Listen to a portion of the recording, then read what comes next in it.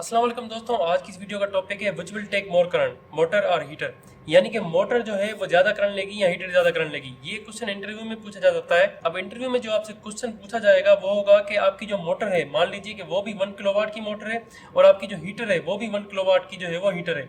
तो आप जो है वो दोनों की जो करंट रेटिंग है, जो दोनों का करंट की रेटिंग है, जो दोनों करंट जो है वो फ्लो होगा, जिसमें से जो दोनों में करंट जो है वो कंज्यूम होगा वो कितना होगा, वो सेम होगा या डिफरेंट होगा। आप अगर यहाँ पे सोच रहे होंगे कि दोनों 1 किलोवाट के हैं तो करंट जो है वो सेम होना चाहिए, तो आपका जो है वो जवाब है बिल्कुल गलत। यहाँ पे अगर आप मोटर और हीटर का करंट निकालेंगे तो आपको यहाँ पे आसानी से पता चल जाएगा। अब दोस्तों इन दोनों की जो है वो करंट रेटिंग हम मालूम कर लेते हैं कि 1 किलोवाट की अगर मोटर है तो उसका करंट जो है कितना फ्लो होगा, और जो है 1 किलोवाट की अगर हीटर चल रही है तो उसका करंट जो है वो कितना फ्लो होगा। यहाँ पे एग्जाम्पल के लिए हम जो है सिंगल फेज एसी सिस्टम जो है वो ले रहे हैं। सिंगल फेज एसी सिस्टम में क्या होगा कि आपको जो है वो यहाँ पे पावर फैक्टर की वैल्यू भी जो है वो मिल जाएगी, और यहाँ पे आपको जो है वो मोटर के लिए √3 भी जो है वो यूज करने की जरूरत नहीं है, ताकि क्योंकि 3 फेज जो है वो उसमें √3 हम यूज करते हैं। वो हम जब फार्मूला जो है वो करेंगे तो उसके साथ मैं आपको बता दूंगा। तो सिंगल फेज एसी में हम जो है वो करंट किस तरह से मालूम करते हैं। हमारा जो करंट का फार्मूला होता है वो होता है I = wattage divide by voltage into power factor. अब यहाँ पे अगर हम मोटर की बात कर रहे हैं, ठीक है, तो मोटर में हम जो है वो इसकी वैल्यू पुट कर लेते हैं। वाटेज जो है वो हमारी 1 किलोवाट है, यानी कि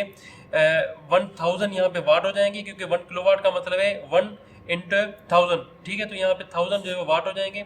मल्टी डिवाइड करेंगे हम वोल्टेज से, तो वोल्टेज जो है वो यहाँ पे एग्जाम्पल के लिए हम यहाँ पे 220 वोल्टेज ले रहे हैं दोनों के लिए, तो यहाँ पे 220 वोल्टेज जो है वो ले रहे हैं, ठीक है। मल्टीप्लाई करेंगे पावर फैक्टर से। तो अब जब मोटर की बात आ रही है तो आपको बताया कि मोटर जो है वो इंडक्टिव लोड है। मैंने आपको पहले भी बताया हुआ है कई जगहों पे कि इंडक्टिव लोड के लिए हम जो है वो पावर फैक्टर हमारा जो है वो 1 कभी भी हो नहीं सकता, इसलिए जो है वो इसका पावर फैक्टर डाउन होता है। आमतौर पे हम मोटर के लिए 0.8 जो है वो पावर फैक्टर लेते हैं, वरना ये पावर फैक्टर आपको जो है वो इंटरव्यूअर यहाँ पे बताएगा भी सही।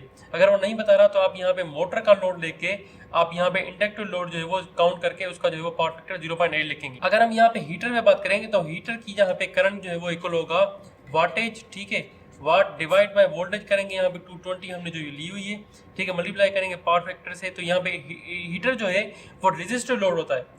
आपको पता है कि रेजिस्टिव लोड जो है उसका पावर फैक्टर हमेशा जो है वो 1 होता है, तो यहाँ पे हम इसको 1 से मल्टीप्लाई करेंगे।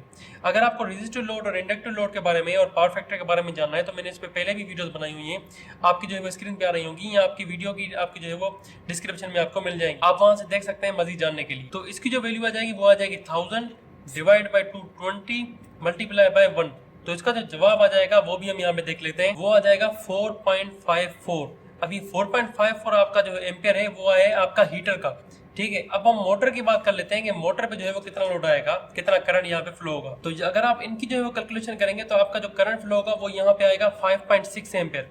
अब आप यहाँ पे आसानी से देख सकते हैं कि अगर आप हीटर की वैल्यू की ले रहे हैं, अगर आप हीटर का 1 किलोवाट का हीटर चल रहा है और 1 किलोवाट की मोटर चल रही है, तो दोनों में करंट डिफरेंस जो है वो यहाँ पे आ रहा है। अगर आपकी 1 किलोवाट की मोटर चल रही है तो वो ज्यादा करंट जो है वो फ्लो ड्रा कर रही है। अगर आपकी 1 किलोवाट का हीटर चल रहा है तो आपका जो है वो हीटर कम करंट ड्रा कर रहा है। अगर आपसे इंटरव्यूअर इसका जवाब पूछे, इसका रीजन पूछे, तो आप उसको बता सकते हैं कि आपकी जो मोटर है वो इंडक्टिव लोड है, वो जिसमें जो है वो पावर फैक्टर की वजह से आपकी जो है वो करंट ज्यादा ड्रा होता है। ये तो यहाँ पे एग्जाम्पल के लिए हमने जो है वो सिंगल फेज का सिस्टम ले लिया था, लेकिन अगर आप 3 फेज सिस्टम की भी बात करेंगे तो भी आपका जो है वो वैल्यू इसी तरीके से आएगी। आपका 3 फेज का जो मोटर है उसका जो करंट है वो हाई आएगा, और आपकी जो हीटर है 3 फेज का उसका भी जो है वो करंट यहाँ पे कम आएगा। रीजन क्या है? रीजन यही है कि आपकी जो मोटर है वो इंडक्टिव लोड है, इसमें जो है वो पावर फैक्टर फ्लो होता है जो आमतौर पे हम 0.8 लेते हैं, लेकिन यहाँ पे जो है वो आपका पावर फैक्टर 1 हो जाता है।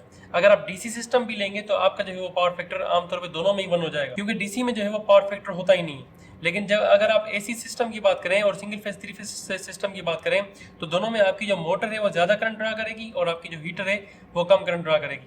दोस्तों अगर आपकी ये वीडियो पसंद आई हो और वीडियो समझ में आ गई हो तो मुझे कमेंट सेक्शन में बता सकते हैं। वीडियो को लाइक एंड चैनल को सब्सक्राइब जरूर कीजिएगा, साथ में बेल आइकन को प्रेस कर दें ताकि आपको नोटिफिकेशंस मिलती रहे। थैंक फॉर वॉचिंग, अल्लाह हाफिज़।